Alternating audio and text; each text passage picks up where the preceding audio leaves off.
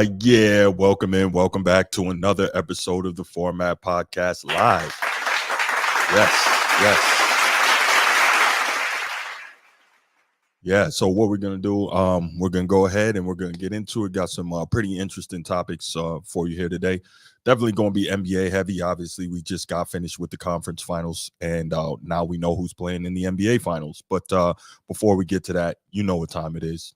If you're here on YouTube and you haven't already, please make sure you go ahead, click that like, that subscribe, that notification bell. Make sure you're kept up to date whenever we drop new content on the channel. If you want the audio-only version of the podcast, open up your audio podcast platform, hit the search bar, type in The Format Podcast, and we should come right up. If you're enjoying the content, make sure you give us that like, that 5-star review, and drop a comment. All that stuff helps us rise in the algorithm, helps us find more sports fans, helps more sports fans find us. And finally, make sure you write it down, put it in your phone, set an alarm, do whatever you got to do to remember. Saturday nights at 7 p.m. we are live here on the Format Podcast, and we'll give you the opportunity to call in, talk to us, get at me. I love it. I can't wait.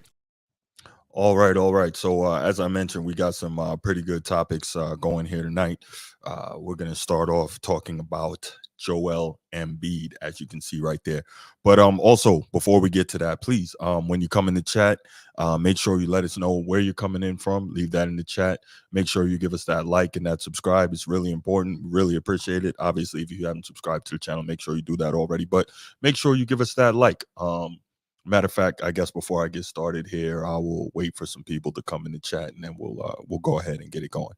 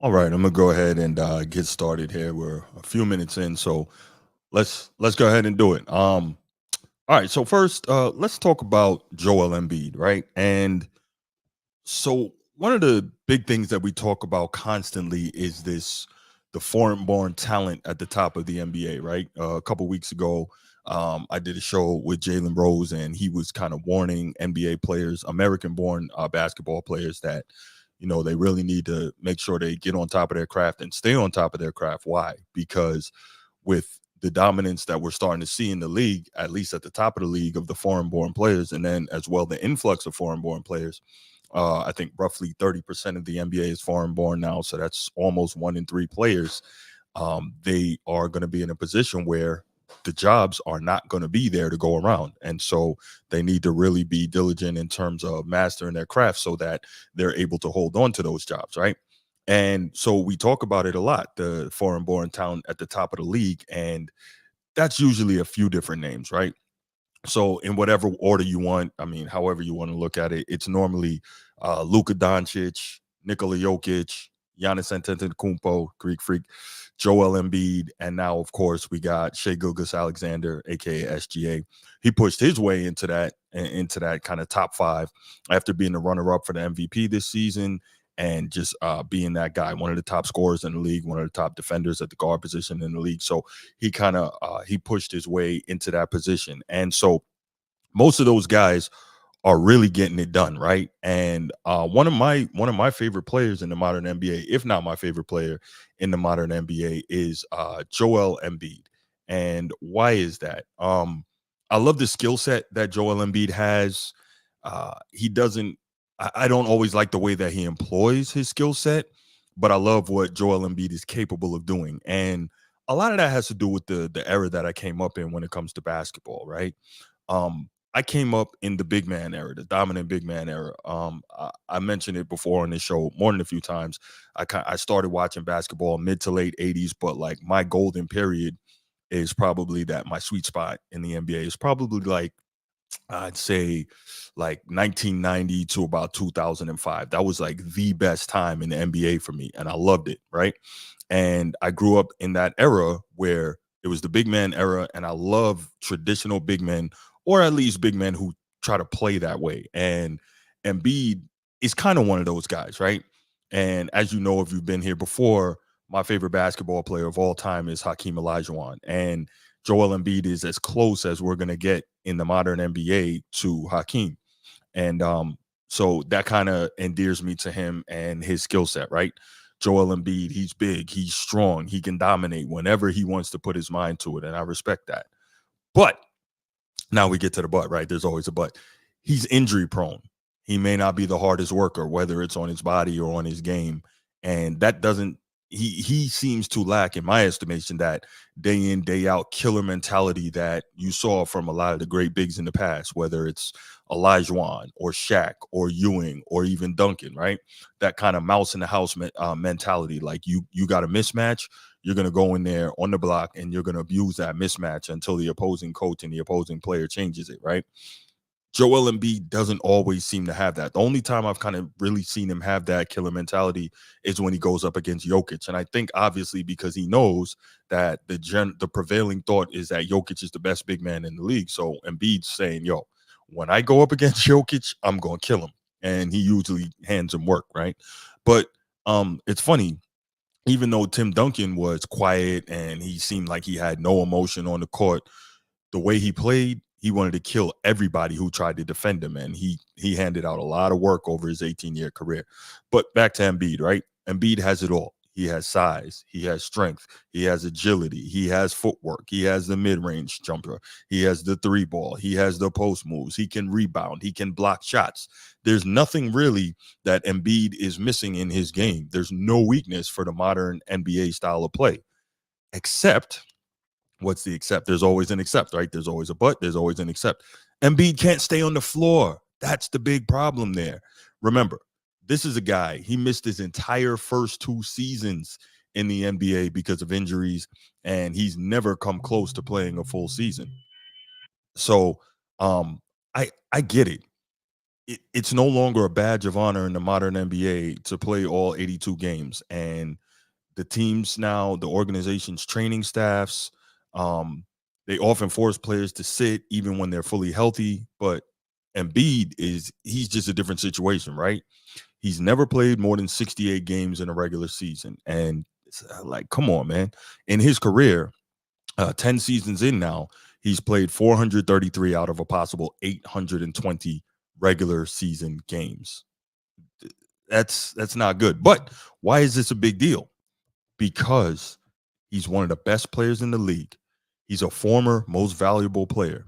And if he'd have been healthy this year, if he'd have been able to make it through the season or even make that 65 game threshold, he probably would have been back to back MVP because he was killing when he got hurt.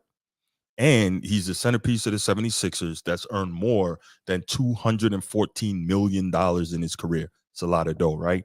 So it's really frustrating, at least to me. I don't know about the rest of you, but it's really frustrating to see a guy with that level of talent not doing more. So now let's look at this, right? Remember the guys I named at the beginning, right? The top 5 guys in the league in general. I mean, I could be a little off, but for the most part, and I'm not saying this in order, I'm just saying the top 5. It's Luka, it's Jokic, it's SGA, it's Embiid, and it's Giannis. Those are generally the top 5 players in the league. And so let's look at it. Giannis, he has a championship. Jokic, he has a championship. Luka's getting ready to play for a championship. SGA is still only 25, and he's got one of the youngest teams in the league. So he made it to the second round this year, but he hasn't gotten past there yet. Now, Embiid is the only most valuable player in NBA history that's never been to the conference finals. There's something wrong with that. Something about that is not right. Now, it's not all on him. It's a team game, blah, blah, blah. But if you're that guy, again, you make the money, you're the centerpiece of the team, you're an MVP, you got to do more, whatever that more may be. All right. And so we look at Embiid. This is a guy who, if basketball was played on paper, then we'd be like, yo, this guy is a freaking all-time great big. You can see right there, he's 28 points per game and 11 rebounds per game for his career. That's all-time stuff. The great Kareem Abdul-Jabbar doesn't average 28 and 11 for his career. I think he's about 24 and a half and 11 for his career. But the point is, Joel Embiid, if you just looked at it on paper, he would be that guy. So I'm thinking about it, right? And he keeps getting injured. And so I'm wondering, okay, what is the cause of these injuries? Like, where is that coming from? Why does he keep getting injured? Because it's not just he keeps getting injured. A lot of it is the why, right?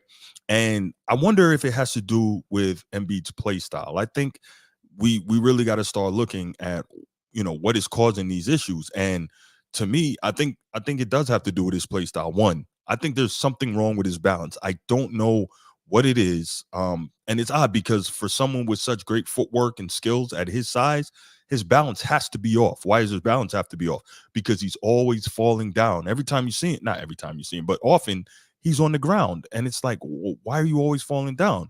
You're one of the biggest and strongest guys in the league. That shouldn't be the case. Now, if you're on the block and someone's defending you and you have position and they pull the chair out from under you, I get it. But it seems like that's a rarity in terms of why he's on the ground. It just, I don't know. He seems to lose his balance off and then fall down. So I can't figure it out.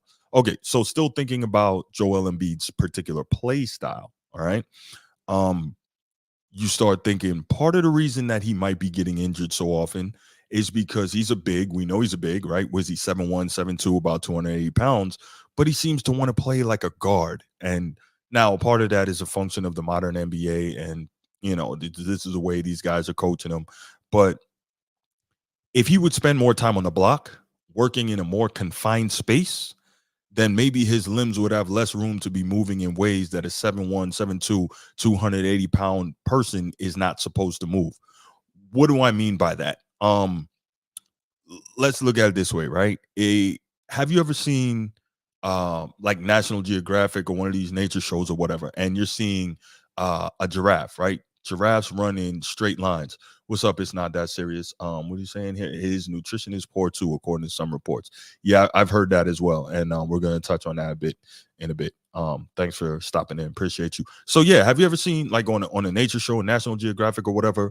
You will see a giraffe running, right? And a giraffe has huge long legs, so they could theoretically run pretty quickly. They run in straight lines. But do you see them trying to get low and cut in and out and do all this crazy stuff like a cheetah? No, because their body is not built for that, right? And so you look at Embiid, and I'm saying if he would work more on the block instead of trying to be out on the wing or trying to be out by the three line, and you're trying to do all these moves that your body at that size is not made to be making, right? You're probably putting more stress on your feet, your knees, your hips, your lower back, and all that is probably leading to more injuries. Now, obviously, I'm no orthopedic doctor, right? But it would seem to make sense that all those unnatural movements are putting more strain on the lower extremities, because even in eras, the past eras, like I mentioned, that kind of golden era of the big men, that 1990 2005, where big men were banging and they were really, going hard in the paint, literally. You didn't see them getting injured nearly as much because they weren't doing things that their body wasn't made to do, right? Okay, so like I said, you see the giraffes run straight. They're not trying to be cheetahs, and I think maybe that has something to do with why Embiid keeps getting hurt. So now we see Luka Doncic, and he's in the finals. And like I said earlier, Jokic, he's got a championship. And Giannis, he's got a championship. And so now what does that mean for Embiid? That means the pressure is mounting. So the question now becomes, what's he going to do? He has a solid team around him. Does he need to lose weight? And it's not that serious. This is kind of where we get to the issue of he reportedly has poor nutrition, which listen, I get it. It's hard to eat well because junk tastes better, right? If we're honest, junk just tastes better. But you got $214 million that you've made. Obviously, tax is going to take a big chunk of that. But the point is, you have the money to hire a chef, a nutritionist that can make healthy food taste good. I mean, right?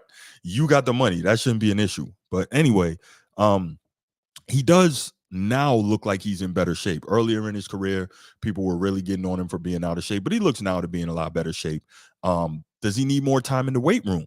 That's a question. Now, it seems like the modern trainers don't really want that because they want their guys to be slim and agile, but maybe his body needs more strength. And again, I'm not a doctor, but maybe his body needs more strength. Maybe those muscles need to be there in a better way to support his joints. Who knows? That could be it, right? Um, does he need to do what I said and spend more time in a smaller confined space to try and minimize lower extremity injuries, but decreasing movements that a body his size isn't made for? I think so. Again, not a doctor, could be wrong, but I think so. I really don't know what the answer is, to be honest, but he's got to figure it out, or he's going to go down as the worst MVP ever. And not the worst MVP ever because he's the least skilled or can't play. It's not even necessarily about winning a championship. Karl Malone won 2 MVPs. He never got a championship. Charles Barkley won an MVP. He never won a championship. Of course, both of those guys ran into the GOAT. That's a different story. But the point is, nobody is looking at those guys and saying, they never got there. They got at least to a point. They carried their teams to a point where they had an opportunity to compete for a championship. Embiid has never been to the conference finals. That's not good. To be an MVP that never even makes it to the conference finals, that would be disgraceful. And yes, it's a regular season award. I totally get it. But that would be a tough thing to go into retirement with on your record. That as an MVP, and maybe an MVP more than once, because again, had he not gotten hurt, he probably would have won it this year as well. But you're doing all of that and you never even get to a conference finals. That's a bad, bad look. Um, and from the organizational side, if you're the Sixers, we make that guy our centerpiece. If you're the Sixers, we paid this guy all this money, and you can't even get to a conference finals to try and have a shot at competing for a championship. What up, Mel? No, I think it is disgraceful. I really do. And I get it. It's not all on one guy, but to say that again, you're an MVP and you never even get out of the second round, that's terrible. That's terrible. I don't think there's an excuse for that. But that's me. So he's still got plenty of time in the league as it stands now. I'm talking like his career is about to be over, right? He's been in the league 10 years, and the fact is, being that he didn't play his first 2 years, that helps. D Rose and Westbrook never made a conference finals. Derrick Rose actually did make a conference finals. 2011, that year that LeBron James supposedly shut him down, right? The year he supposedly got shut down by LeBron, that was in the conference finals. I think they won 60 or 62 games with Coach Tibbs that year, his MVP season. Yeah, they made the conference finals that year. Let's see, where were we? Injuries is the excuse. Yes, injuries are the excuse, but that's the whole thing. We got to figure out what's causing the injuries. What can we do to move past those so that Embiid can have the success that his skill set is worthy of.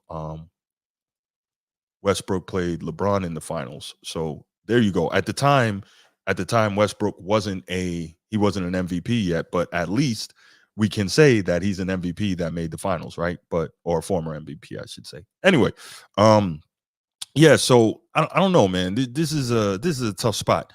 Um, Now again, Embiid still has plenty of time, but the thing I'm thinking about is that the East is not gonna get any easier, right? Um, because what do we have? Orlando is young and they're coming up. Um, Cleveland always solid. Now, what they're going to be going forward, I'm not sure because they fired JB Bickerstaff. They fired the coach, so not sure. But they have a solid roster, and maybe if they get a decent coach, who knows what they'll be. Um, if the Knicks get another piece, they're dangerous. We saw what they could do just with the team that they had. Now, don't get me wrong; they got some breaks. Guys been injured in the East, etc. But they really played well. They played as well as they could play, right? The Celtics, we know, are always a problem in the East. This is the second time that the Jason Tatum and Jaylen Brown duo has been to the finals now. And I think they've played in like 6 conference finals. So they're always a threat in the East. If Giannis gets healthy and he and Dame can figure this thing out with Glenn the consultant, Doc Rivers, the Bucks can be dangerous. Indiana is well coached. Embiid has to figure out his injuries, not us. He's not a disgrace. No, I'm not saying Embiid is a disgrace. I'm saying it would be a disgrace if he finished his career never getting out of the second round as an MVP. That's what I'm saying. I'm not saying he's a disgrace now. I don't know if you heard earlier. He's probably my favorite player in the modern NBA. His skill set is there, but something isn't right. That's what I'm saying. Um, all right, where were we? Yeah, the Bucks are always dangerous. Indiana showed what they can do. I think that's a really good team, extremely well coached. And who knows? Maybe that I don't think they beat the Celtics, but that series stretches out a little more if Tyrese Halliburton is healthy, going through that. But yeah, so one way or another, Joel Embiid is going to have to. He's going to have to do what the other all timers do and figure out what he needs to do. Now, if he's simply injury prone and nothing that he does can help, then so be it. But whether it's like we said, whether it's change the way he plays, change the way he eats, change the way he works out, change trainers, something, he's gonna have to figure it out, work harder to get there because again, just finishing his career and never getting out of the second round, that's a bad look. And again, he's got plenty of time left. But what I'm gonna do is I'm gonna go ahead and open up the phone lines right now. You see the number on the bottom. That's going to be 904-219-8264. 904-219-8264. You can go ahead and call in if you have thoughts on Joel Embiid. And then if not, we'll go ahead and move to the next topic.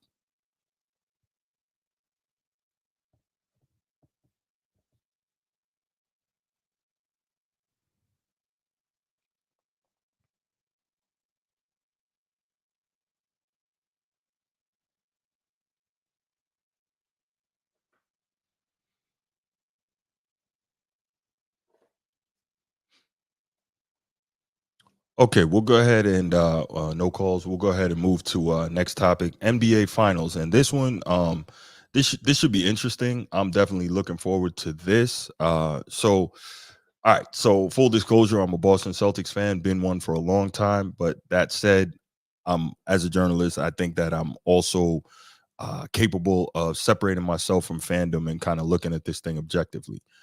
So the Boston Celtics we know are now headed to the NBA Finals for the 23rd time in franchise history, and that's pretty special. And they're 12-2 this postseason, and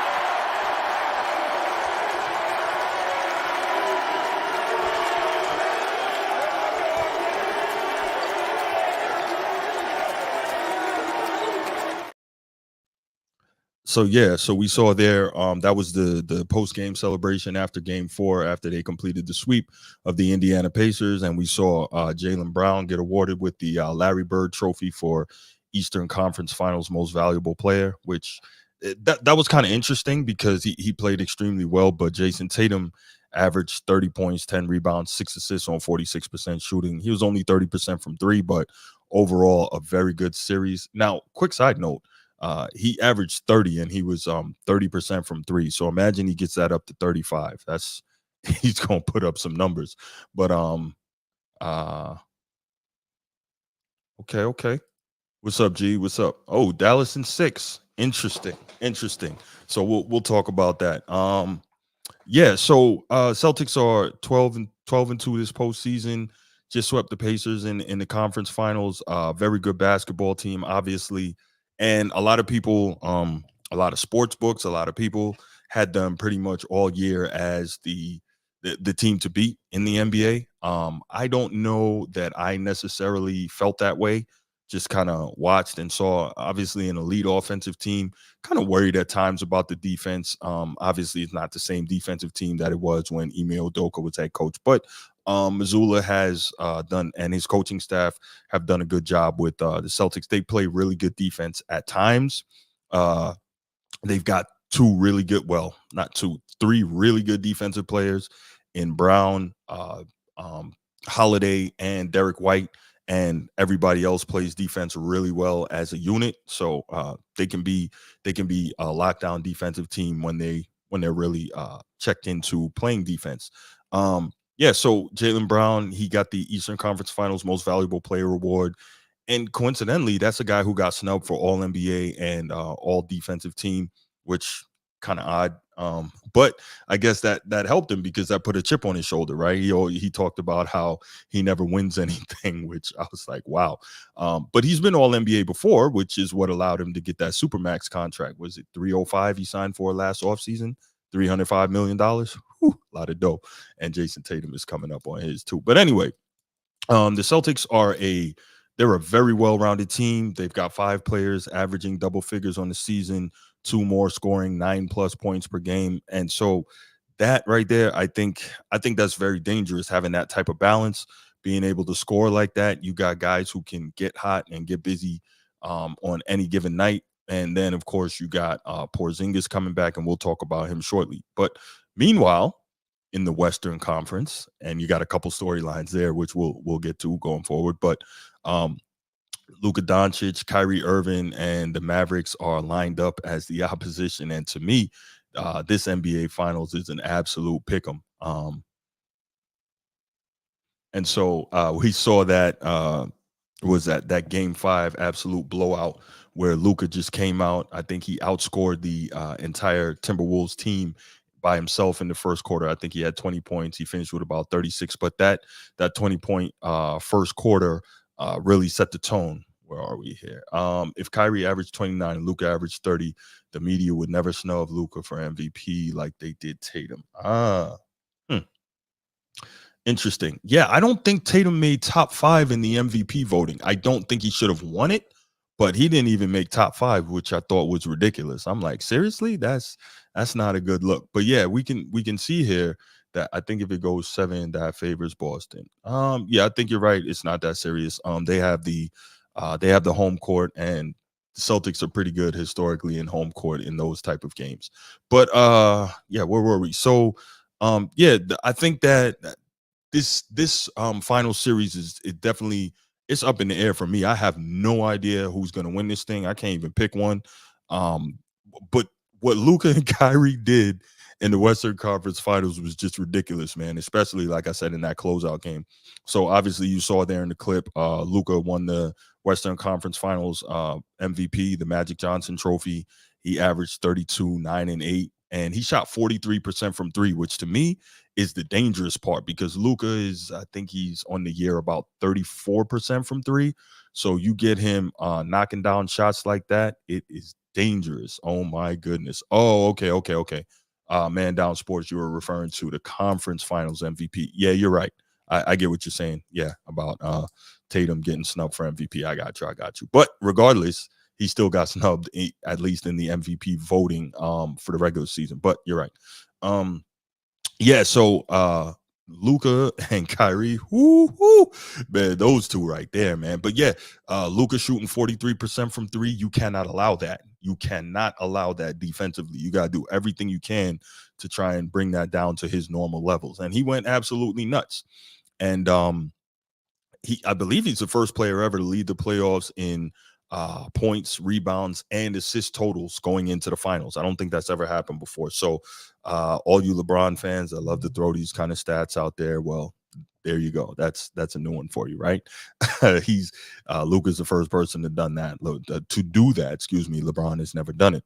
Meanwhile, you got Kyrie Irving, excuse me, averaging 27 and 5 in the Western Conference Finals, and oddly enough, that looks a whole lot like what he did for LeBron back in the days when he was in Cleveland in 2016, right? He averaged about 27 a game there. I think he averaged maybe 25 on that season. He averaged 27 a game in the finals. Obviously, we know he hit the big shot over Steph in order to seal that for LeBron and for the Cavaliers. Very interesting that the kind of how reminiscent it is when we see Luca and Kyrie and LeBron and Kyrie. Very interesting. Anyway, I think this team being the Mavericks, they're almost a perfect match, like almost a mirror image of the Celtics. They also have 5 players in double figures on the year, with 2 more scoring over 9. And I think the depth works out really well on both sides. And so now you get the matchup, and I heard Man Down Sports kind of discussing this last night. I guess which was the better duo? Is it Tatum and Brown, or is it Kyrie and Luca? And I think, man, that's just up in the air. However you wanna look at that, that you can make legitimate arguments for both. But I think Tatum and Brown could almost cancel out Luka and Kyrie. Now, of course, there's the chance that Luka goes nuclear, which we have seen, which is career high 73 he hit earlier this year. I think he's got a 60 and 20 triple double this season. So Luka can do some really ridiculous things when he gets going. However, we know that this is a 7-game series, and in a 7-game series, you have a lot of opportunity to really set the defense and kind of work things. It's not one game where somebody can just go off like that. It's a lot harder to go off like that over the course of 7 games. So adjustments will be made. We know Jason Kidd, brilliant basketball mind. Missoula, obviously a really good offensive coach as well. But if it's coming to coaching, then obviously I'm going to give Jason Kidd one of the best, a top 5 point guard all time in my estimation. I'm going to give him that nod. He's been to the finals, 3 times as a player, so he can also kind of guide his players there on what it takes. Obviously, he can't be on the floor with them, but he can guide them as to what it takes to be in this environment. Now, with that said, of course, right, you got Tatum and Brown and some of the other guys on this team. They've been to the finals as well, so they can advise their guys. This is almost like a perfect matchup. It's so even, and that's why I'm so lost on it. Like, who's coming out on top and what's what. Boston has to find a way to speed up Luka's pace of play. So it's not that serious. That sounds really good, and I'm totally with you. You can't just theoretically, you can't just let Luka do whatever he wants, but realistically, who has been able to speed up Luka's pace of play? Luka will play at the pace that Luka wants to play at, and Luka will he will continue to hit shots. He's weird in that you really can't stop him from getting to his spot. It's I don't like the Larry Bird comparison, but in that way, there is some reminiscence to the great Larry Legend in terms of a guy that you just can't stop from getting to his spot. Also, maybe a James Harden in his prime. You can't stop him from getting to his spot, and he's going to get his. Now, the difference between him and Harden, obviously, is Luka does it effectively in the playoffs. Harden does not. That's going to be what it's going to be. But so I think, to your point, and I was actually getting to this, it's not that serious, is that the Celtics have the opportunity to throw a lot of different type of defenders at Luka and Kyrie, right? So we saw in the last series, Ant Edwards said before it started, he says, I want Kyrie. I'm gonna, or loose quote, but I'm gonna D up Kyrie, and that was his primary assignment, and that clearly didn't work out too well, right? Kyrie went off 27 a game in that series, but you have a situation where, at least if I'm coaching the Celtics, I'm throwing a whole bunch of different bodies at these guys. I'm throwing he's going to get a healthy diet. Luka and Kyrie, they're going to both get healthy diets of Tatum, Brown, Holiday, White, depending on what you got with Porzingis, him, because they're going to try to get him in the pick and roll, but hopefully the Celtics are going to be too smart for that. But the point is, you have a lot of options defensively to throw at guys, and the plus is no one's going to stop either one of them, right? No one's going to stop Luka. No one's going to stop Kyrie. But showing them different bodies and different defenders might be able to keep them from kind of getting into a rhythm and make them consistently have to change what they do based on the defender, right? Because if Drew Holiday's defending me, that might not be the same way offensively I attack him as maybe I try to attack a Jason Tatum, right? So I can never really get comfortable in, okay, this is my matchup. I'm going to attack him this way, blah, blah, blah. Right. So there's that. But I think, as always, this series is going to come down to what role players can be the most effective for which team. It's always that, right? Now we know the big guns always have to be firing on all cylinders, and they have to do their thing. We know that. For instance, we saw Tatum, I think, a couple of years ago against the Warriors. He set the all-time record in a playoff run for turnovers, and I think he set the finals record for turnovers and all that. That didn't help. But when you have your role players really stepping up and playing their role, it makes it a lot easier to win championships. And every great champion is going to tell you that. So I think, so I was talking earlier about feeding Kyrie and Luka a steady diet of different defenders. And I think that is really going to be helpful to some degree, but again, not stop them, maybe slow them down, right? It's a small thing, but for the championship up against elite offensive players, you really have to put out all the stops. There's not a whole lot you can do. All right. So then the question now becomes, Is Porzingis the X factor? Will Porzingis be rusty? Will he be well rested? I think they said that he's gonna probably playing what game one, and I think he's been out for like 6 weeks, right? So he's been doing all his workout and all his rehab and all that. But again, will he be rusted or will he be well rested? Where and how is he going to be most effective when he's in the game? How is he going to fit back into the machine that is the Celtics offense? Because they've been a machine without him. They've been really good. Now, can you just, okay, Porzingis, you're back, plug him in? Is that going to work? How does that work? I don't know. How do you get him touches without ruining the flow of the offense as it has been? Now, I'll say this. Maybe it's me, but it's my opinion that the Celtics offense, as good as it is, doesn't necessarily have a whole lot of flow because some games it's Jason Tatum taking over, other games it's Jaylen Brown, and it's almost like okay, your turn, my turn, instead of working together within the flow to have something sweet going.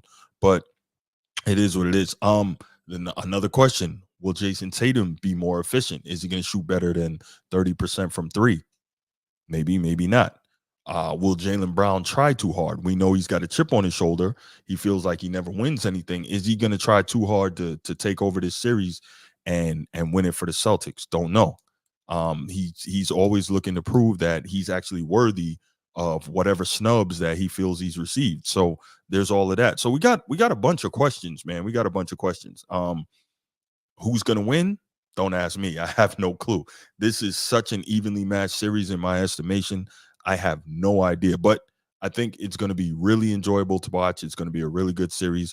Watching Tatum and Brown and Kyrie and Luca, it's going to be really special. But to quote my man down sports, I guess a lot's going to depend on that whistle. So we're going to see what we get, and I'm not going to say the league is going to rig anything, but we're going to see what we get and how the officiating demonstrates what the league does or doesn't want. So that's that. All right. What I'm going to do now at this point, I'm going to go ahead and open up the phone lines. Hopefully, I get a call or two regarding this topic. Definitely would love to hear from you on the NBA Finals and what you think about it, what you think about this matchup, who you think may be the most impactful player. So yeah, go ahead, give us a call. Numbers 904-219-8264, 904-219-8264. Love to hear from you on this topic.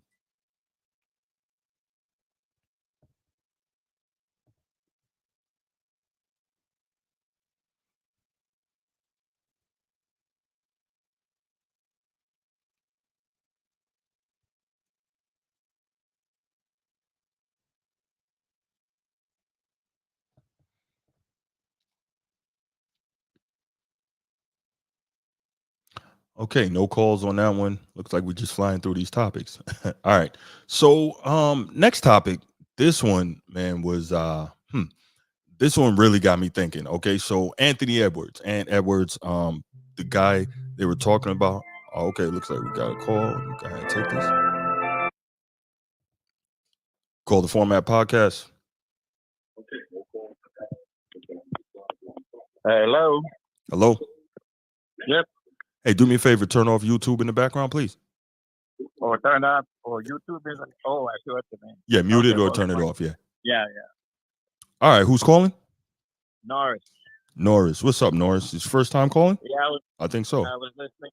Yeah, I was listening to the broadcast I saw. So he said he was calling to see who he think is the better team out of the Mavericks and Boston. Well, what I've been watching, I think Boston is a better team. Okay. Tell me why you think that. They're real strong. Tatum and Brown. Yeah, I mean they work really good together. And the other player with that, he has that white wrapped around his head. What's his name? I forgot his name. Yeah, Drew Holiday. Drew, yeah, those three guys are good. Mm-hmm. Very good, very good. I'm in Texas, Okay. so I like the Mavericks, but I watch both teams. Mm-hmm. I love Kyrie. Kyrie is my buddy. Kyrie and Luca. I mean, they're good too. Mm-hmm. But I know we got three good guys Tatum, Brown, and Drew. You say what's his name? Drew Holiday. Yeah. Drew Holiday. Mm-hmm. Those guys are good. They're good. So that's what I was going to ask you. I think that this is such an evenly matched finals, and I'm not mad at anyone who leans either way, whether or not you think that's going to be the Celtics, whether you think it's going to be the Mavericks. What do you think is kind of the difference maker, the differentiator that puts, excuse me, that puts Tatum and Well, Brown over Luca and Kyrie? Because I think that is Tatum, a I mean, wash. Tatum can shoot them three. Mm-hmm. He can. Brown, he gets in the corner over there and Tatum feeds him. He's pretty good. And Drew is always hustling up and down, up into the middle, into the towards the basket. They're always hustling. Mm-hmm. So what I chance do think you? I'm sorry, go ahead. no, I think that's the key right there. Mm-hmm. They don't rely. They're always working. They don't take no time off. Those Okay, three guys right there. so check this out, right? Luka Doncic, Kyrie Irving, two guys not really known for defense, but since March, since the beginning of March, Jason Kidd he had a meeting with the team, and since Uh-huh. then, the Mavericks have been number one in the league in defense. What do you think about that? Well, yeah, they're good. They're really good. They're really good. Mm-hmm. As I say, I like my team, the Mavericks, but I'm looking at the matchup. I love Kyrie. I mean, Kyrie does some spectacular things. Mm-hmm. Damn, how he does that. Right. That Kyrie is. I've been watching Kyrie since he played with LeBron Yeah. and the Cavaliers Mm-hmm. when they won that championship. Kyrie was always my player. But Mm-hmm. when he went to the Nets, I mean, he kind of, I don't know, I really wanted the Nets to excel. Mm-hmm. But they messed that up. They're playing he and Harden, and then guys they start taking games off and just mess that team up. But Yeah, well, there's a lot more to that, but I hear yeah, what yeah. you're saying, but um, I'm just looking at this thing, and believe me, as a lifelong Celtics fan, I would love to see the Celtics win championship number 18, if for no other Mm, reason than to torture Lakers fans. yeah. But even I'm a, yeah, I came from LA, so I just moved from LA into Texas. okay, The Lakers was my team right, all the way. But, hmm right now, they're not something. They're the players. They don't have. I think they don't have the right players or whatever is going on there. yeah, yeah, definitely. Yeah, That's a but different. man, I'm scared of Boston. That's all I'm saying. Mm, I'm really scared of Boston because that Tatum, he's tough. I mean, he shoots those trees like just like I would feel like Steph.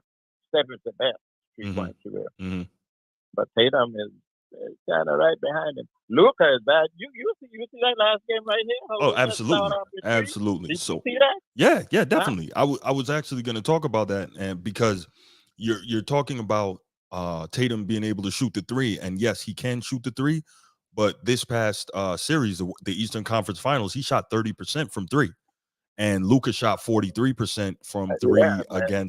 Ooh. against Minnesota. So you Yeah, know now can Tatum get it going? Absolutely, he's got the ability to do that, but yeah. will He he? got the ability to do it. Like, he does. He does. Hmm I'm only saying, but I'm wishing for Mavericks to win. hmm But I'm saying what I see on Boston. Yeah, I hear you.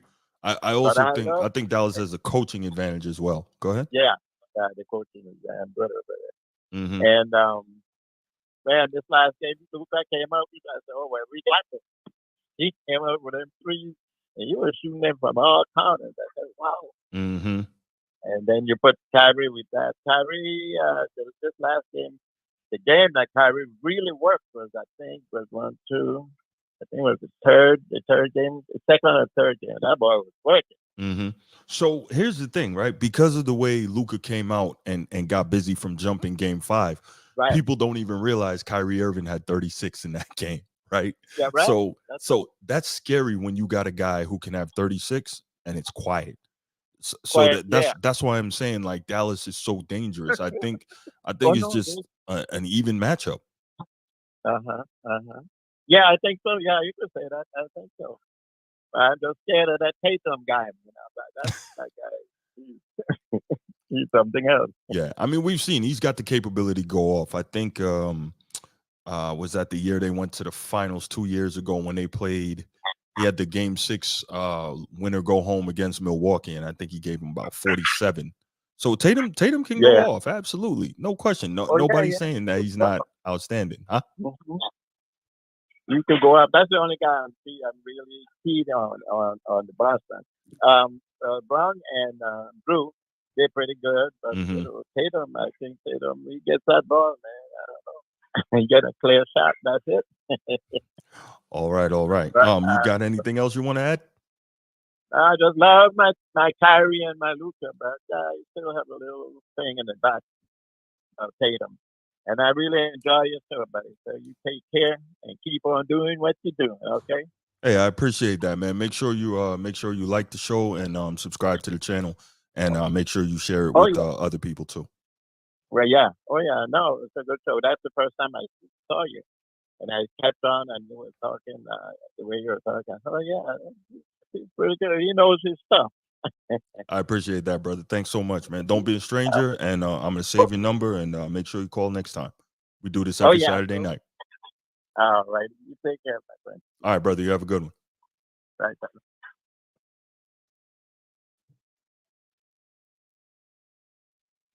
All right. Let's see what we got here. Nino, what's up, my man? How you doing? Boston in 6.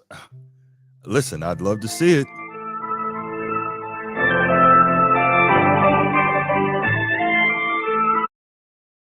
Antoine, what's going on, man? How you doing? It's going. Can you hear me clear? I can hear you clear, man. All right. What you got? No, sometimes my headset is trippy. I would have called it earlier, but I was finishing dinner. I hear you, man.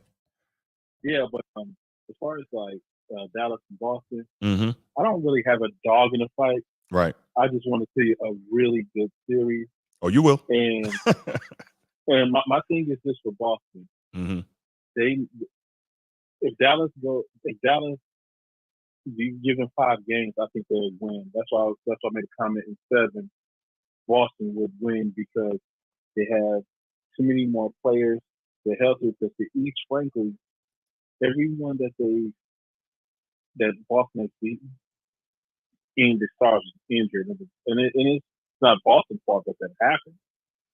It is what it is. Right. But as far as them really being tested, this is a real test.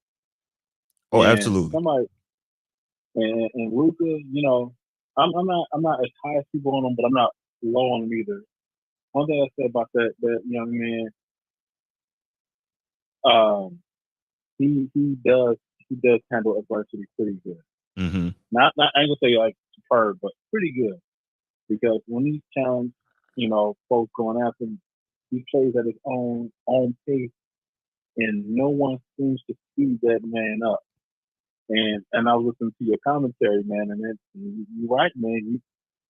You gotta find a way to make that man speed up because everyone kind of bends to his will. So I wonder what will be the different schemes, whether they double team him and switch. I don't know what they're going to do with him. But the reason why I say about the whole game 17 is that he's still injured, and everybody knows that. How does Boston manipulate, Mm. play Okay. that to their favor? Because they haven't had any long series. They have injury, they have players, and with or without the injuries. If they're focused and play to their strength, they win this series relatively easy. What are your thoughts on that? So here's the thing. I just thought about it as you were talking about it in terms of trying to slow Luca down and all of that. So one of the things I said earlier was you want to between him and Kyrie, you want to throw a bunch of different bodies at them defensively to try and keep them from getting into a rhythm with any one defender. So there's that, right? But also, if we think about it, I don't know why I didn't think about this earlier. You gotta try to you got to do everything you can to deny Luka the ball, right? If he gets the ball, trap him and get it out of his hands. Make somebody else beat you. Even on the inbounds, maybe you try to you can't do it on every play. It's not college, but try to deny him the inbounds, right? Try to deny him the inbounds, make him work harder just to get it and to begin to initiate offense. So I think what you do is you try as much as possible to keep the ball out of his hands because we know he's a high volume usage rate guy.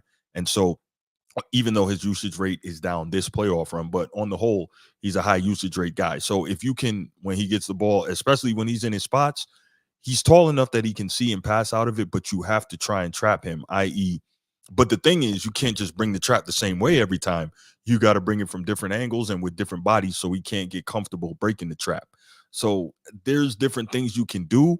And again, you're not going to stop Luka. The goal is you got to make it harder on him. It's really hard to stop any elite offensive player, but if you make it harder on him, i.e., like I said, try to keep the ball away from him, deny him the ball, trap the ball, get it out of his hands, make one of these other guys beat you.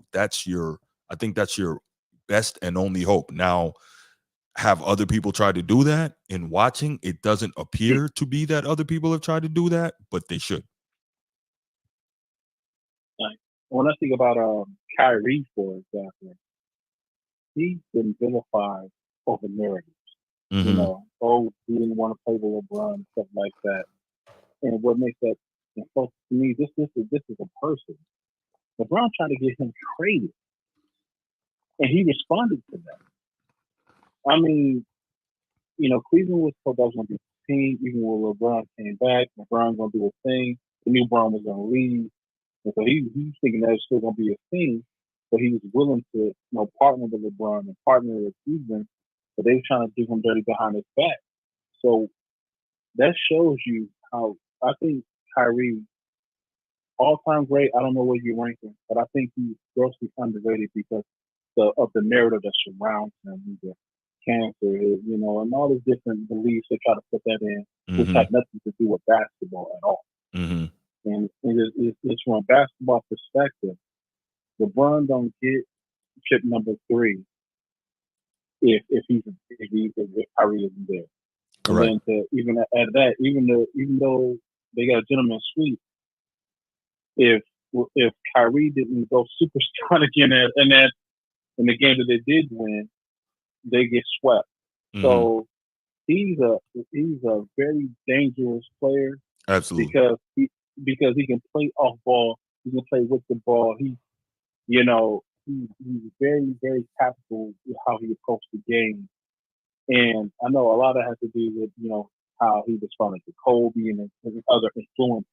Mm-hmm. I mean, he is such a wild card in a very positive way because, they try to make him seem abstract and mysterious and then they want to count some of the other things that he espoused, but to get all that, that man is a very good basketball player. He's very cerebral and surgical. So when we talk about Luka, slowing him down, if Kyrie gets hot, there's going to be problems for the Boston. And then another thing is how he was perceived when how he left Boston, and then can he win without LeBron? All these different negative narratives that surround him. Mm-hmm. So I'm just curious to see how he produced in this series. So like I have no dog in the fight. The Boston men are fine. The guys in the fight because I'm not either fan of them. But I really want to see how Kyrie approaches this series. What do you say to that? I think that Kyrie is going to continue to do what he's been doing. He seems very at peace with himself. He's just playing ball. He's playing Kyrie ball, but he's playing within the flow. He's not forcing anything, and he's doing his work when it's time to do the work. Okay, Luka, you're a little tired. All right, I got this. You know what I mean? Okay, Luka, you set the table. I'm gonna go ahead and finish it off. Okay, Luka, you want me to start it off? I'll start it off. So I think Kyrie, he's so gifted as a player that he can kind of fit in wherever he needs to fit in on the team and kind of deliver whatever the team needs when the team needs it. I think he's that gifted. So I think he will probably attempt to feel it out early.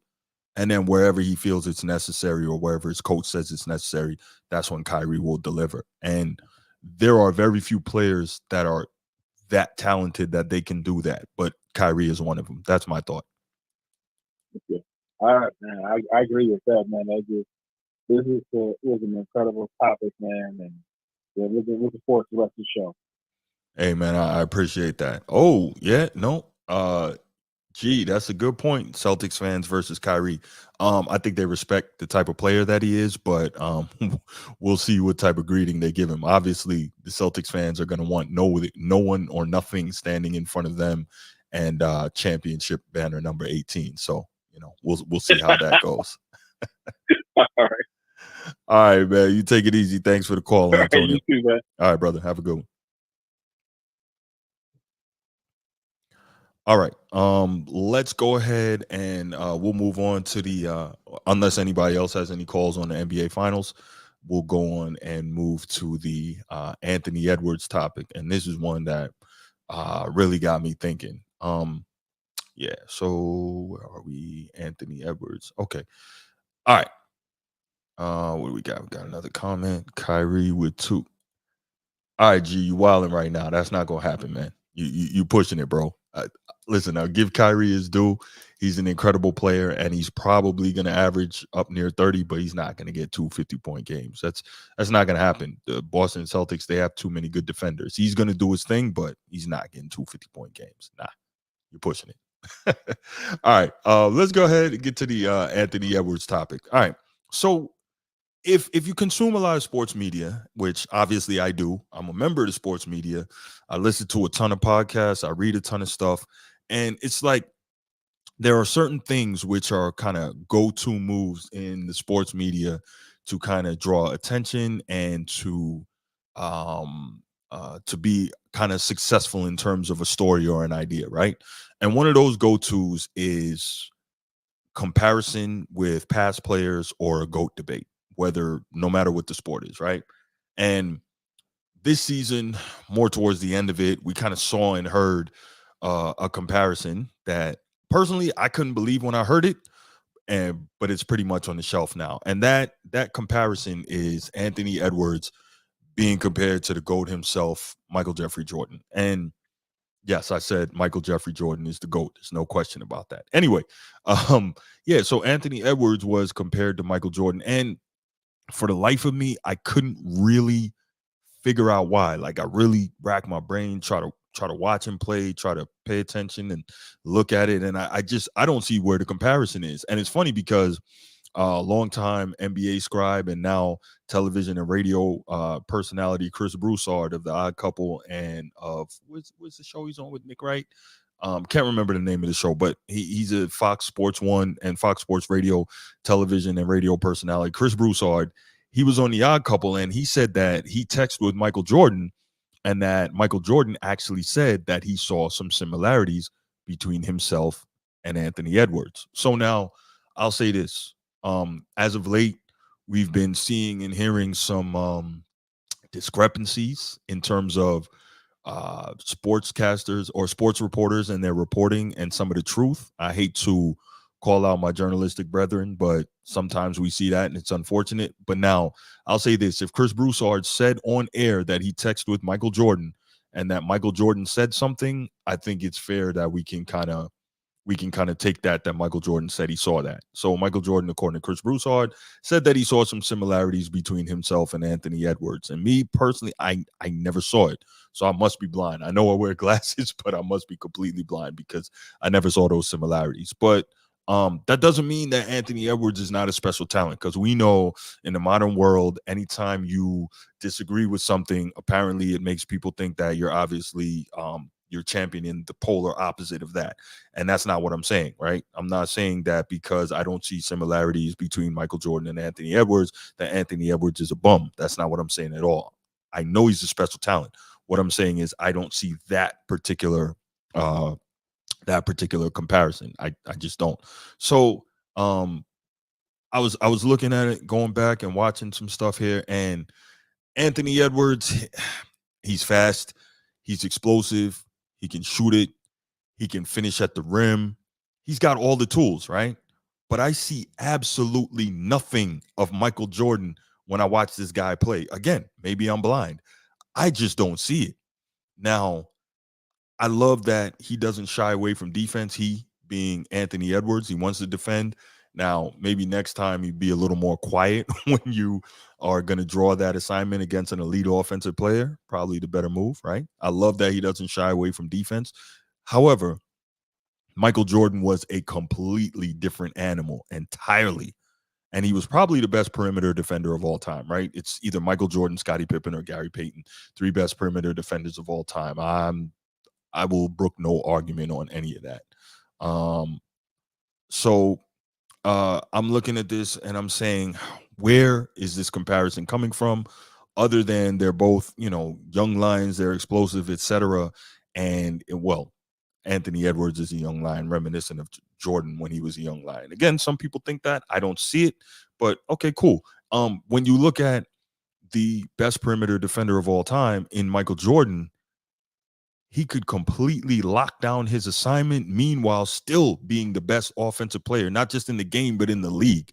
And if we're real, Anthony Edwards is nowhere close to that. Again, that doesn't mean that he's a bum. I'm not saying that, but he's nowhere close to being the best offensive player and the best defensive player in the league. It's just, he's not. Now, Anthony Edwards is 22 years old. He's got tons of time to develop, and I'm good with that.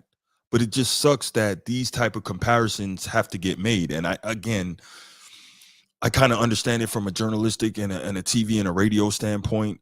I get it, but I don't agree with it. And it's not something I like to do, right? And because part of what happens then is that subconsciously the player with whom these comparisons are being made, Anthony Edwards and Michael Jordan, they try to live up to that, even though you get a guy like Anthony Edwards, and he said that, and this is not the exact quote, but he's not really comfortable with the comparison, right? But subconsciously, someone tells you, Michael Jordan said he sees some similarities, or you could be the next face of the league, and you are Jordan-esque, right? Now you figure in the back of your mind, it's like, man, I have to live up to that. I have to do that, even though who has the ability to live up to that other than Kobe, right? Kobe was the only one who was able to come close enough to that comparison. Okay. When you think about Michael Jordan, though, the way he moved was so different, even different from Kobe himself. And we know that Kobe is, again, the closest that you will ever see to Michael Jordan. Michael Jordan in the air, he was so much more graceful in his dunks and in his layup package, and it just looked different. It all just looked different. Even though when Michael Jordan was banging on people, it just looked different.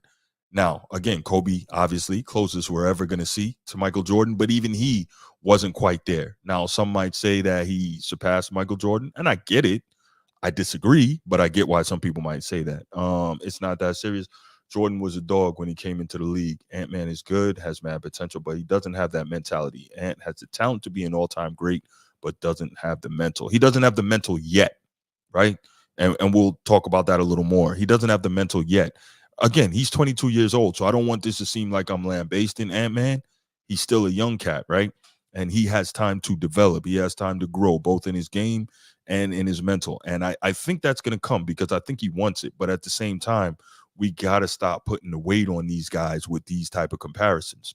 So obviously the Timberwolves, they went out in five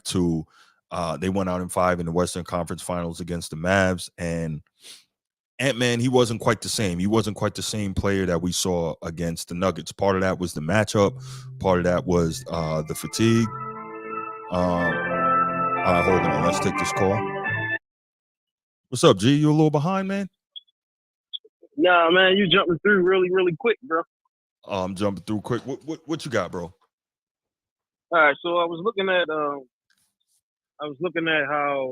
this matchup between the Celtics and Dallas, how that's gonna play out, and I think you're a little behind. Go ahead though. Yeah, couple of X factors would be Al Horford, what he brings to the game in the clutch. I think that'll be the game changer for the Celtics. But that two duo, that's the best backcourt. I mean, in the league right now when you look at Dallas Mavericks. I agree. And what Kyrie and Luka bring to the table. I'm also looking at like how Kyrie is gonna respond to the fans, right? They got history, and so that'll be interesting. I think he's gonna go off for at least 50 plus 2 times during this series. I don't see that. You don't see that? No, I don't see that because I don't think he's going to try to force it, and it's hard for him to get 50 when Luka's on the floor with him. Yeah, but how are they going to lock somebody up? he gonna lock somebody up, and so that's gonna leave more shots for one of the two. Um, but then I don't know if Porzingis is playing either, and how much time he's gonna get. So they're saying That, Porzingis might be ready for game one, and that was something I touched on earlier. Is that I'm not sure at all how he's going to fit in, especially not offensively. So we'll have to see how that goes. But the other thing I was saying was defensively, you don't leave any one guy on Luka or on Kyrie. I think you rotate bodies and you throw different bodies and different assignments at them so that they're not able to ever get comfortable with one defender. That's my thought. And then the other thing was you do everything you can to take the ball out of Luka's hands as much as possible. You deny him, you trap him, you bring the traps from the double teams from different places on the floor so that he doesn't get comfortable passing out of those traps. Those are my thoughts. And again, that seems like basic stuff to me, but it's stuff that for the most part we haven't seen so far in terms of trying to defend Luka in this playoff run. yeah, Dallas definitely has the superior backcourt. Mm-hmm. It will be interesting to see how they switch and double team and what type of look they throw at them, because both of those can, their range starts soon as they cross the hash. So, yeah. So I think we got a good one this time this year. I think we got a great one. We got a good one. Yeah. I think it's a perfect matchup, perfectly even. I can't even pick one. Yeah. That's all I got, brother. All right, fam. I appreciate you calling in, man. Yep. All right, brother. Be safe out there. All right, where were we? Let's get back to Anthony Edwards. So okay. Gotta check my notes here, see where I am, catch up. All right, but yeah, so the T-Wolves, they went out in 5 in the Western Conference Finals, and so I was mentioning that Anthony Edwards, he didn't quite look the same as we saw versus the Nuggets. Now, part of that was the fatigue. Part of that was just a different matchup. Part of that was, him attempting to guard Kyrie on one end and then still having to be the offensive leader on the other end. And then also, in fairness, not getting enough help from Karl Anthony Towns, who decides he wants to just hang out and shoot threes. Gets on my nerves, man. Gets on my nerves. That's where the late, great Bill Walton says, throw it down, big man. Throw it down one time. You got to stop hanging out shooting all these threes. Yeah, you can shoot it, but get your butt on the block, catch a mouse in the house, and go to work. But that's a different story. Anyway, so one of the things that I want to point to in terms of, remember I said earlier that the comparisons regarding this topic of video on KG talking about MJ preparation for next season. Yeah, absolutely. And we're going to get to that. I definitely was going to bring that up. It's not that serious. Appreciate you, man. Definitely was going to bring that up. So yeah, one of the things I mentioned earlier in this segment is that now that Anthony Edwards is out of the playoffs and they lost, especially in the way that they lost, all that Jordan comparison talk and face of the league stuff is kind of on the shelf for now. And so one of the things that I think is different in terms of Michael Jordan and Edwards, even at a young age, right, is remember the people that want to root for the other guy in the GOAT debate, they always point to the fact that early in his career, Jordan was getting swept out of the playoffs. He wasn't having success and all that. But if we look at it, Jordan was still killing even when his teams were going out, his very bad teams. When his teams were going out, he was still killing, right? He was going insane in the playoffs. Before he started winning titles, Michael Jordan had 5 different playoff runs averaging more than 34 points per game. And of course, we know in '86, he had that legendary series against the Celtics where they got swept out by Larry Bird and company. I think there was 5 Hall of Famers on that Celtics team. And Jordan and the Bulls, terrible team again, they got swept. And Michael Jordan averaged 44 points per game in those 3 games against the Celtics. So that's just another difference between Michael Jordan and Ant Edwards, even at a young age, is that even when Michael Jordan was losing, he was destroying everything in sight. And we can't say that about Ant Edwards when he lost. So it's kind of different. So the other night, I think it was a couple nights ago on The Odd Couple, which is a show I listen to very regularly on Fox Sports Radio with Rob Parker and Chris Broussard, they were discussing Anthony Edwards, and they probably talked about him maybe about 20 minutes. That was one of their main topics in one of the hours of the show. But obviously, I didn't cut 20 minutes. But I have a clip of that, so I want to share it with you and then come back and discuss it. So I think we'll look back at this, Rob, and maybe there'll be another series we add to this.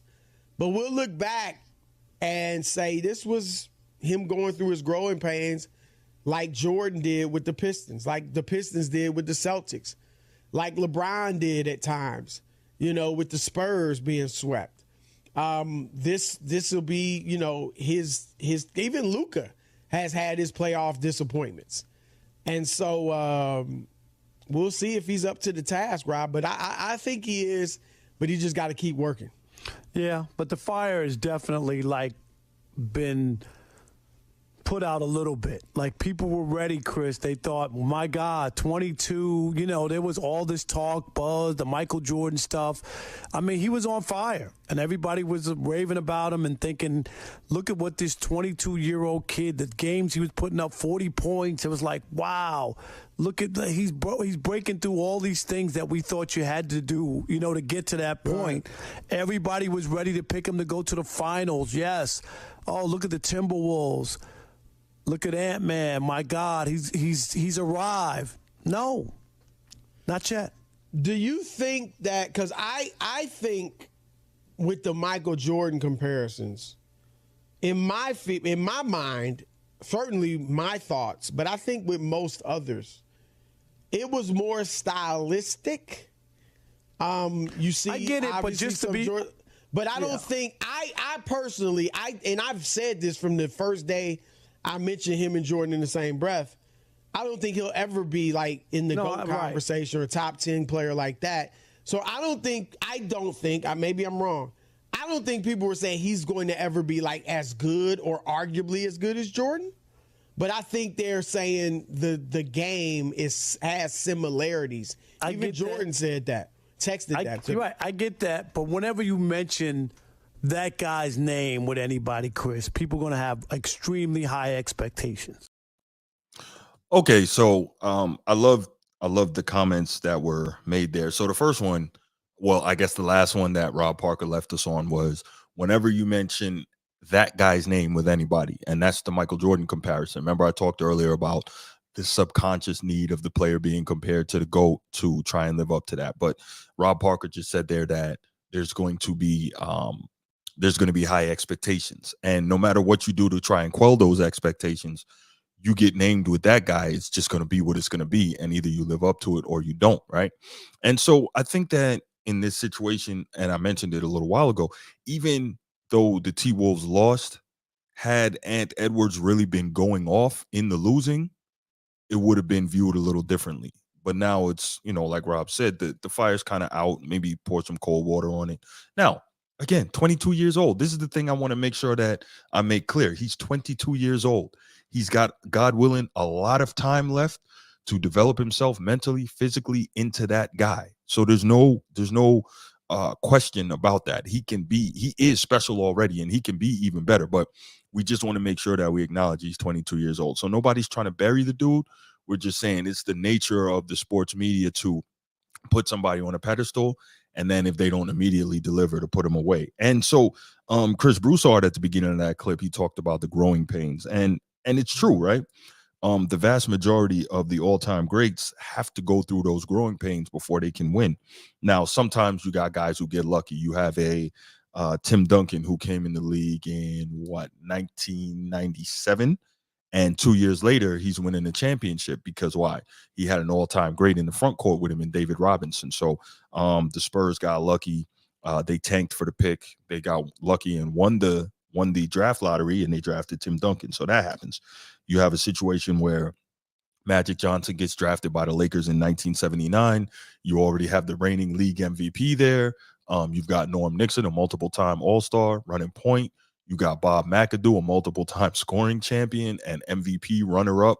He comes over in a trade. So you had a really good team pretty much already in place there. Then you obviously add Magic Johnson, who in my estimation is a top 3 player all time and the greatest point guard of all time. And well, you're off to the races, and Showtime ends up beginning. And you get the first of 5 championships. But very rarely does it go down like that, where somebody can walk into the league and immediately get busy. That just almost never happens, right?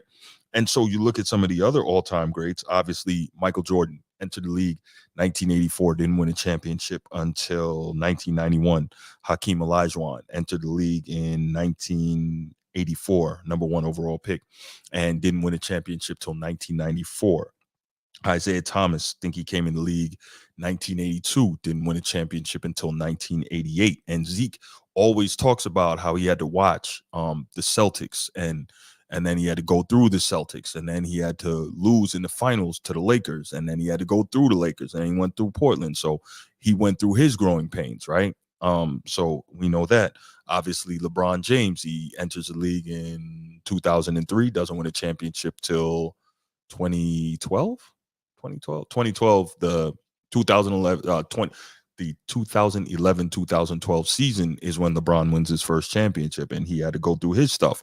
Steph Curry, he went through injuries, and then they went through building the team and so on and so forth. So it took some time before he won a championship.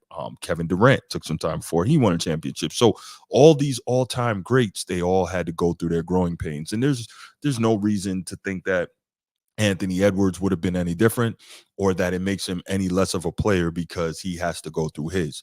He has to go through the pain. He has to feel it. He has to understand what it's going to take to get to that next level. And now here are some interesting comments by Anthony Edwards himself that he made after the Game 5 loss in the post-game presser. And I liked and disliked some of those comments. And so let's hear it, and then we will be back to discuss it. Hey, and what did you learn through this playoffs, and what do you think it will do for you this summer as you prepare to come back next year and go even further? I mean, you just know how you got to train because, like I said, I've never played this deep into a basketball season. So now I know, like, okay, in order for me to be able to be dominant in the third round, and if we get past the West Conference Finals and go to the finals, I got to train like I'm going to go to the playoffs. So I can't be missing training days. I can't take days off. I can't, you know what I mean? I got to be ready. So now I know what it takes. I'll be ready. And I know it's a quick pivot here, but what are you looking forward to from the Olympics experience coming up? I don't even want to talk. I don't know. As a leader of this team, what do you say to the other players on your team about workouts this summer? Is it specific things you want them to work on, or do you think they just improve on their own and you guys all come back for training camp? Yeah, they got their own trainers, their own guys. They just work on their game. But I just told them, like, y'all know that we're going to be right back in the same position next year. So y'all know how y'all need to train to get ready, and include myself, like, because we trained this year as if we was going to just play 82 games, maybe one round of the playoffs. We didn't know we was going to go this far, so we didn't train like it this summer. I know nobody did, especially myself. So I think this summer is going to be huge for all of us because we know what type of team we got and we know what we're capable of, so we need to train like we know what we're going to do. All right, so let's talk about some things that I liked and didn't like about Anthony Edwards' commentary there. So first, I liked when he was asked about the Olympic question. He didn't even entertain that. He's like, I'm not trying to hear that, because that to me says that he's still hurting from losing, and he just finished getting knocked out of the playoffs, knowing his season is over, and he cares about that. He's not just glossing over it, looking past it. Okay, it's done. Next thing, Olympics, right? You can tell that he's hurting from, he's not sitting up there crying, but the fact that he's like, nah, I'm not even thinking about that. You could tell that means that he's hurting, and he's focused on the fact that his season just ended not in the way that he would have wanted it to. So I like that. I also liked that he took accountability, which we know there are superstars who don't take accountability, right, Reggie Miller? But I like the fact that he said, especially me, or he said me too, or something along those lines, when he was talking about training and everybody doing their thing to get back to that point. Okay, so some of the things I didn't like, I didn't like when he talked about the lack of training to get there. The fact that he and his team didn't expect to do much. They only trained for an 82-game season because they didn't expect to make a deep playoff run. Even if that's the case, and you felt that way, one, the honesty is cool, but I wouldn't have said that publicly. I don't like the fact that he came out and he publicly says, nah, we didn't expect to do anything. Like, that's not the type of mentality that you want to be putting out there publicly as a leader. And even though he's only 22, he's clearly the leader of this team, right? And the best player is not always a leader. Look at Kawhi led teams, because he's just not a leader, even though he's a great player. Teams with Kevin Durant on it, again, not a leader, even though he's a great player. So it doesn't always work that way. But um and Edwards, you can clearly see, is the leader of the team. But I didn't like him openly acknowledging that the team didn't expect to get anywhere and that they felt like they were just training for an 82 game season.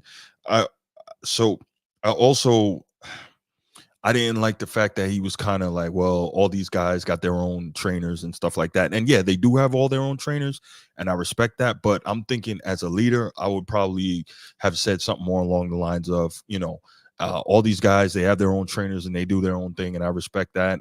But you know, probably before camp starts, I'm going to want to come together as a leader on this, as one of the leaders. You don't have to necessarily publicly take on that role, because maybe it will offend some of the veterans, but then you word it right. You say, as one of the leaders on this team, something I would like to do is get these guys together, like we heard about Michael Jordan and the Breakfast Club, right? That's one of the things. So you say, I want to get these guys together, and maybe we do some team building, and maybe we do some work together, because we expect to be back here next year, which he did say. He says, but he also should say, but we know how hard it's going to be and what that's going to take to not just be back here next year, but to be here and have success and get to the next level. So again, a lot easier to say when you're 45 than 22, right? You can kind of see these things a little better. But those are some of the things I liked and didn't like about his commentary. But again, I want to make it clear that even though I do not see the Michael Jordan comparisons, and I think those should go in the trash forever, I still believe that Anthony Edwards is an extremely special player. I love watching him play. I think he's got a super bright future. I mean, if he's only been in the league a few years, again, he's very young, he could end up being a top 10, maybe top 7 shooting guard of all time. That would be an incredible career, but to compare him to the greatest of all time, there's just no need for that. All right, so I'm going to leave it there on the Anthony Edwards topic, and I'm going to open up the phone lines. What do you guys think? I want you to call in and let me know about what you think about the Anthony Edwards, Michael Jordan comparisons. Let me know if you see something that I'm not seeing.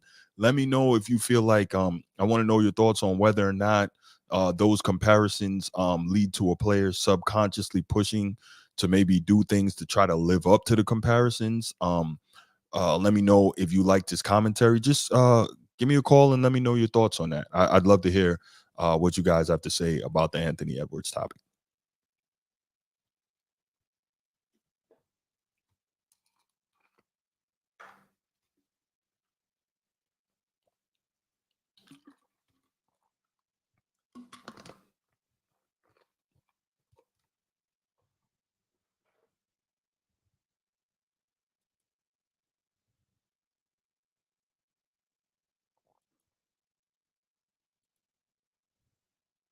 Oh, before we wrap up that topic, while I'm waiting to see if anyone calls in, it's not that serious. He had made a comment. Let me put it back up here, and he was saying that I had a video. I think it was earlier in the week, and Kevin Garnett, he was on the All the Smoke podcast, and he was talking with Steven Jackson and Matt Barnes, and one of the things that he brought up was the influence that Michael Jordan had in terms of changing the way people train in the offseason and train, and the expectations that franchises, organizations now have on their star players, because many players in the past, they would kind of use training camp to work themselves into shape. Meanwhile, Michael Jordan, with his mentality, was one of the things that he taught the young guys and the really outstanding players was train all the way through the beginning of July, because at the end of the day, if you want to win a championship, you're going to be playing into late June. So you want to train through the beginning of July, and you want to keep playing and visualize yourself playing at a high level at that point. And that's kind of something that Anthony Edwards and his team probably could benefit from going forward. And hopefully, I'm pretty sure that being that Kevin Garnett played the bulk of his career in Minnesota, hopefully he'll have the opportunity to kind of impart that wisdom and pass that down to the younger guys on this team and help them get to where they can take the next step forward. Now, obviously, we know the West is always a nightmare, but we'll see. What's up, Antoine? Yeah, this was a very good segment, first and foremost. Thank you. So as far as there was just so hard when you do like the the chat and stuff like that, you can't get a full context of what you mean. I think he'd be if he at the rate he's going, he'll be a very good player. I agree. Potentially an all-time great because his talent, says that. But I don't want to be too long in this, but I just want to give a certain perspective. I was listening to this well-researched segment about how, in every passing 20 years, the testosterone of men is less by 20 points. And it's interesting for that. It's the mentality of each generation as it progresses. Our fathers work harder than us. We work harder than our children, so on and so forth. They got all these different conveniences and special stuff and stuff like that. Is we raised by fathers like, hey, we need to see things in this way. These are the things that I overcome. And you try to get information to build up themselves to do so to the kids, but it's almost like a reverse of that. Mm-hmm. It's like, it's that mentality that pushes you beyond your physical gifts. That's what made Jordan, so great, Magic, and all these other, all-time great basketball players. Yeah. It's the mentality behind the work. So when it comes to Ant-Man, what I fear for him is that look how weak the league is. And they're great talents and stuff like that. They talk about these players are bigger, faster, stronger, but yet they may play more seasons, but they play less games per season. So what does that equate to? It's like we're being told the story about the NBA instead of the NBA being, bred on the talent and the mentality and, like something I was watching earlier. There's not even a specific offense or a specific defense or a specific scheme that teams have to prepare for. Everybody runs the 3-point line. And somebody, they try to draw the big guy from the paint and stuff like that. Every team has the same way of playing today because there's no creativity, because everything is so narrative driven. And everybody from our bachelor and run, but it's on his watch when this stuff starts. Mm-hmm. Here's what it is. And so when everybody's calling him gold or second and Jordan, I think that insulting to all the greats before them because you can't tell a LeBron stat without telling the story. That's what makes him so false. He's not even in my top 10 at all. I don't care about longevity stats because if you're averaging playing 50 games a year, for 10 years, you didn't even play the entire season.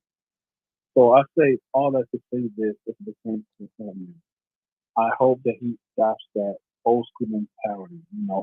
Some of the things he said in an interview, it's like it's almost like he realized, okay, this is how hard I have to work. I didn't prepare to go beyond the first round of the playoffs. He didn't say it directly, but paraphrasing. Mm-hmm. I didn't prepare to go beyond, essentially the first round. We just the 82 games and what happened happened. So now, he made it to the Western Conference Finals. Okay, I like the way that feels. I know what I got to do now. Mm-hmm. So I just hope some veterans talk to him to fuel that fire for him to understand what it takes to get there, how hard he has to work to benefit the talent that he has displayed to the NBA. That's all I got to say on that. I appreciate the call, man, and I definitely agree with you on that. I definitely agree. It seems like he's got it, but we'll have to. I guess time will tell, right? Mm-hmm. All right, brother. Thanks for the call, man. Appreciate you. Oh, no problem. Thank you. All right.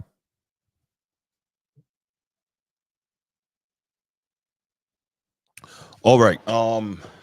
If there's no other calls on that Anthony Edwards topic, I'm gonna go ahead and move to the last topic of the night. And I can't do a show without getting in some football. I can't. I know it's NBA time, but football is NFL is king, man. So we got to talk about that. And I tell you what, y'all just waiting about a month and a half. That college football going to start coming in. I'm gonna really start hitting those topics. But for the time being, definitely wanted to talk some NFL here. And this was the last topic I thought was interesting. And again, it's back to comparisons and GOAT debates, right? And so obviously you see there by the thumbnail, by the rundown, I'm going to talk some Aaron Rodgers. And Aaron Rodgers for the longest was in the GOAT discussion when he was playing in Green Bay with the Packers. And so let me ask this before we even start talking about Aaron Rodgers. Why can't we ever just let people's careers play out and then discuss when it's all over? I mean, I know it's fun to have these discussions and comparisons and debates and all that. I know it is, and I know it moves the needle and all that, but to me it almost kind of like cheapens things because everything is like well, with this pass, he was the fastest quarterback to do this, or the first quarterback to do it. Like, records are cool, but the other problem is when you have all these sports and they're changing the rules because of gambling and offense and all that. Like, can you really compare it? So let's, at the end of the day, for me, I'm like, let's cover these guys. Let's celebrate them for what they're doing. But in terms of GOAT debates and comparisons and all that, for the most part, that's a relatively new phenomena in the sports media. So let's let guys' careers play out and then talk about it when it's over. But I guess that takes too long, right? We live in a microwave society. Okay. So, all right, here's the deal. Aaron Rodgers was in the GOAT debate, GOAT discussion for a long time when he was playing in Green Bay with the Packers. All right. And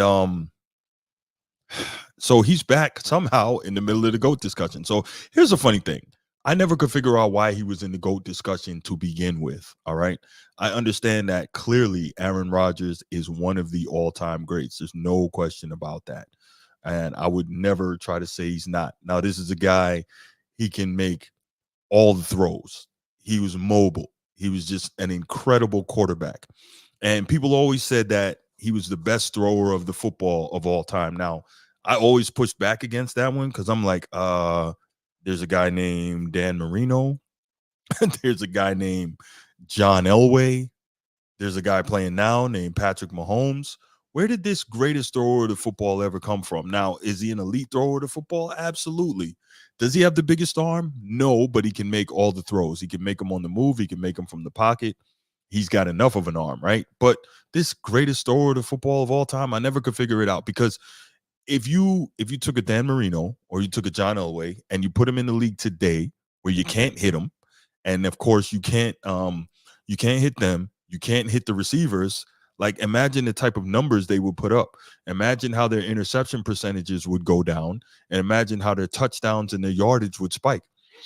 Recently, Dan Marino was asked, I think it was like last summer or something like that. He was asked kind of if he played today, what type of numbers he thinks he'd put up. He said he thinks he would throw for 6,000 yards. And you know what?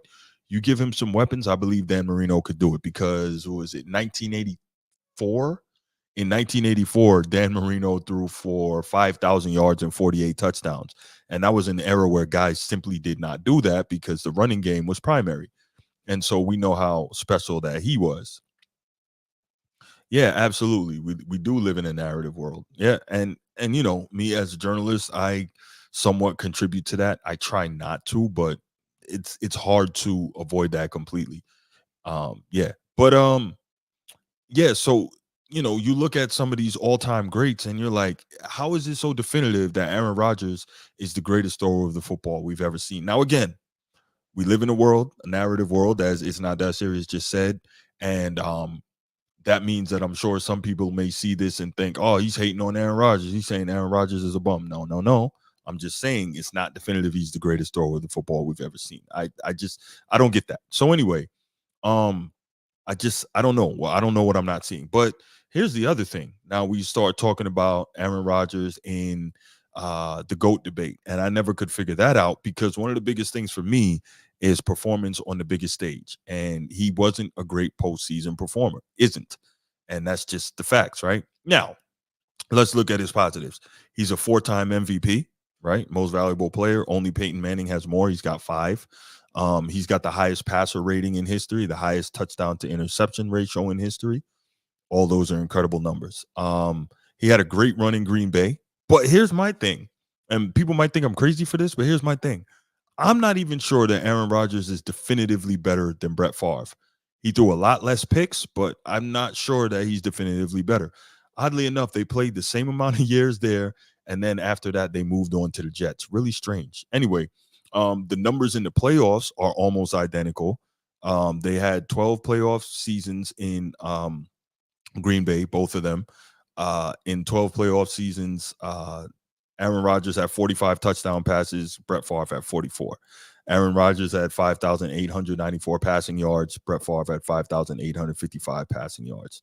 The big difference, and everyone will tell you this because I think Brett Favre is the all-time leader in interceptions in history. In those 12 playoff seasons in Green Bay, Aaron Rodgers only had 13 interceptions while Brett Favre had 30. So that's going to be the big one. Absolutely, it's not that serious. Context absolutely matters. So Brett Favre, though, he had a better postseason record. I think in Green Bay, I think he was 13-11, and Aaron Rodgers was 11-10. So that's pretty much the same, but take it with a grain of salt. So here's the thing. To me, I think you had a better chance of winning in the postseason with Brett Favre, excuse me. And that's just my feeling. Now, most people are going to say that you had a better chance of winning with Aaron Rodgers because Brett Favre is literally going to give the game away, 30 picks to 13 picks. But yes and no, because clearly that differential in interceptions and turnovers, and in most team sports, if you win the turnover battle, you'll win the game. But clearly that didn't make a difference because Brett Favre has more playoff wins in Green Bay than Brett Favre does. Brett Favre has more playoff wins in Green Bay than Aaron Rodgers does. So I don't know. I feel like if you're down, if you're behind, you have a better chance of coming back with Brett Favre because he's a gunslinger and he just doesn't care, especially on a miracle play. I don't feel like you get that same opportunity with Aaron Rodgers. I think if you're down and you're behind with Aaron Rodgers, it's just going to be what's just going to be, and you're probably going to lose. But that's me. Again, I really don't have any rational evidence to hold on to that stance. That's just kind of the feeling that I get, having watched them both play for a long time. So anyway, after a Hall of Fame career in Green Bay, in another odd coincidence, like I mentioned earlier, Aaron Rodgers goes to the New York Jets, which coincidentally is where Brett Favre went after leaving Green Bay. Very strange. And so that move got a lot of hype from the sports media, got a lot of hype from the NFL. Why did it get a lot of hype? The New York Jets have not won a championship since 1969 when they won Super Bowl III, I think 16-7, and upset the Baltimore Colts after Joe Namath guaranteed the win. We'll win, I guarantee it. That's what he said, and he went out and did it. But anyway, why does this move get so much hype? The Jets aren't that great. They have a defensive head coach who's a rookie head coach, not anymore. This is going into his 3rd year, but the point is, this is his first time as a head coach. Robert Saleh, former defensive coordinator at San Francisco 49ers. But the point is, it gets a lot of hype because it's New York City, right? And I'm going to be real. I used to live in New York City. I know a little something about New York City. New York City is one of those places that is such a major media market. And if you do something there, it just explodes into a much bigger deal. Anyone remember Linsanity, right? What was that, a 3-week stretch? And Jeremy Lin was on the cover of Sports Illustrated, I want to say like 3 times in 3 weeks or 2 weeks, something like that. And he made himself a lot of money off of that stretch in New York City. If that had happened in Indiana, it wouldn't have been such a big deal, right? But Linsanity, it got a name and it basically grew into its own thing, all because it happened in New York City. And so now they're looking at this thing and they're saying Aaron Rodgers, New York Jets, and if he wins a championship there, first championship for the Jets since, again, what was that, more than 50 years, it would be insane. So he gets there, he gets the offense rolling, he gets some of his guys there, And then 4 plays into his first season, this happens. He tears his Achilles 4 plays into the year, and he's out for the year, which is absolutely crazy. Like, who could have seen that coming? Um, and so that was one of the, that was one of the biggest things. Obviously, Zach Wilson ended up having a hard time. He ends up getting traded. I think he's in Denver now. I think he's with the Broncos. And so now Aaron Rodgers is going through a full offseason. He's working his rehab. He's fully expected to be there for the start of camp and for the start of the season. And the Jets have done a lot to work on the offensive line to try and protect him. Let's see what we got. Aaron Rodgers cared more about stats than winning. Examples: Seahawks in their prime. Aaron Rodgers threw to one side of the field for an entire game. He wouldn't throw to Sherman side of the field. No, I get that. I guess a lot of guys wouldn't throw to Sherman side of the field. The elite defensive backs often take away a whole side of the field. We used to see that with Darrell Green. We saw that with Rod Woodson. We saw that, of course, with primetime Deion Sanders. But I totally get your point. That's something that's been said about Aaron Rodgers, that he was very careful to try and protect that touchdown interception ratio so he wouldn't take risks. But even still, I'm not sure that's quite the case, because he was still a high volume passer. It's not like he was dinking and dunking. He was going downfield. He has multiple 4,500 plus yard passing seasons, multiple 35 plus touchdown passing seasons. So I think he's just really, really good. But to say that he cared about his stats, oh, he absolutely cared about his stats. He was very careful with that. But yeah, so Aaron Rodgers is expected to be the guy in New York next year. He should be ready to go.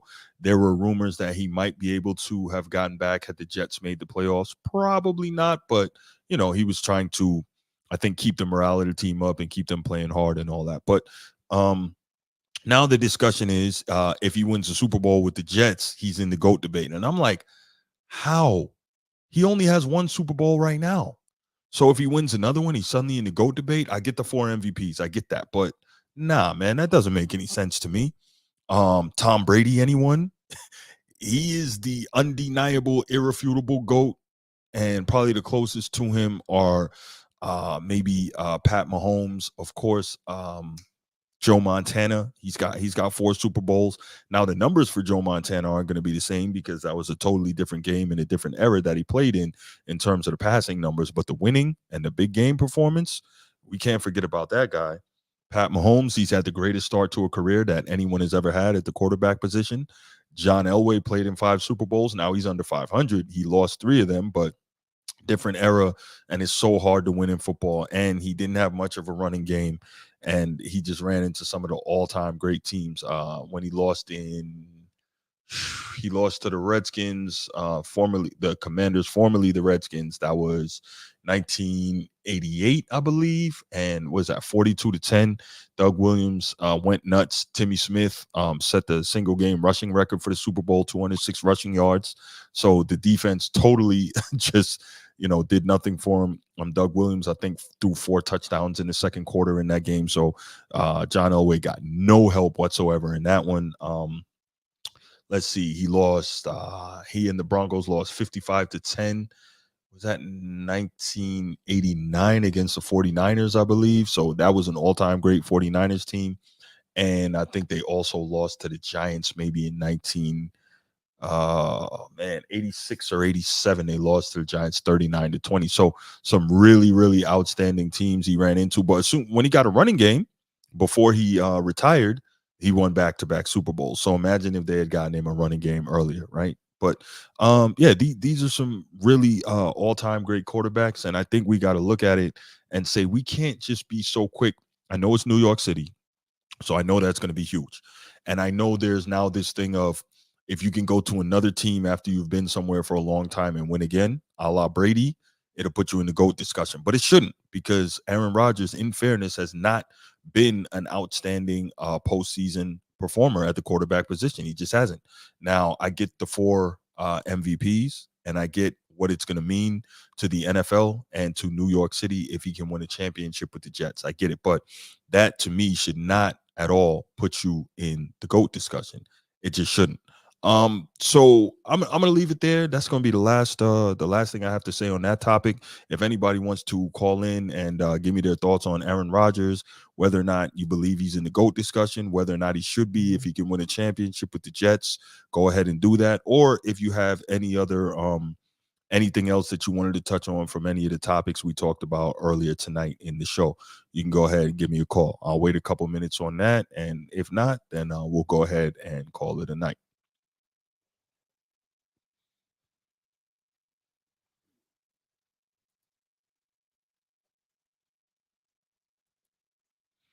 So it's not that serious. I get the Joe Montana thing, totally get it, and that could be.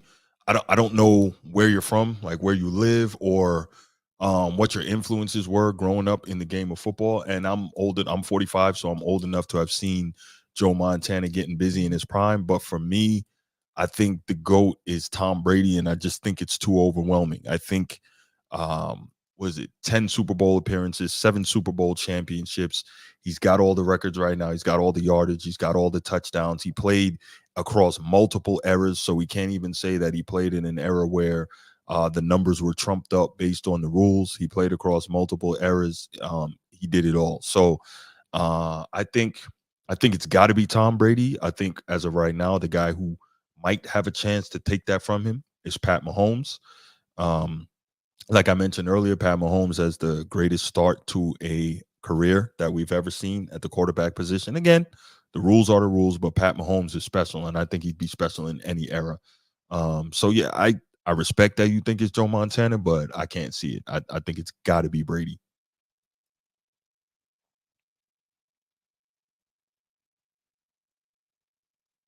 All right. So what I'm gonna do is looks like we're not gonna have any more calls.